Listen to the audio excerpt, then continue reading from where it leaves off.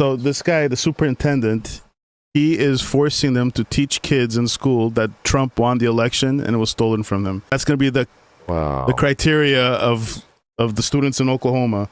It's going to be their, what do you call it? The curriculum. It's their curriculum. Part of the curriculum, yeah. Whatever, I don't know if it's history or civics or whatever they're learning, but that's going to be taught that Trump actually won the election and it was stolen. He didn't win the election. He thinks he did, this guy, or people in Oklahoma think, and they allowed this to pass. That's crazy. And let's continue. And look what he says. He's like, no, we're not gonna let the left control the narrative. We're gonna tell the kids the truth. And he goes on and on. People who I'm sure you know had the opportunity to bring quality evidence in front of judges, and they failed.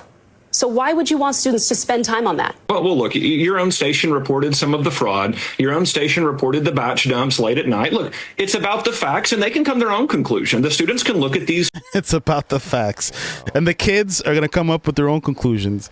You think a kid can figure out, if you're telling them that Trump won and it was election loss, you think he's going to come up critical thinking and look at the facts, or you're just going to believe whatever you tell them, right? Especially as a kid. Is this one school, or this is multiple schools? This is Oklahoma. It says Oklahoma schools. Schools. Okay. Yeah. So it's okay. So usually a superintendent takes care of a district. multiple, a district.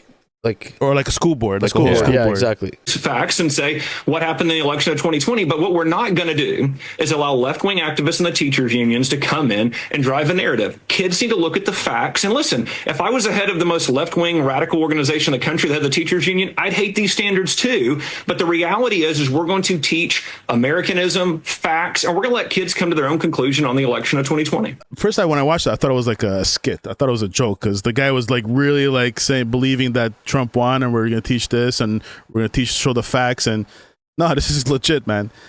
Isn't this fucked up? How would you feel like if we're learning in school that in the last referendum they really won, but we got screwed, they messed up with the elections, but the referendum, Quebec should have been a sovereign nation. Like, think of that, what happened if our kids were like that, just spreading like really lies, like propaganda. Brainwashing. And then these kids, when they grow up, these are the kids that are going to grow up and not trust anybody.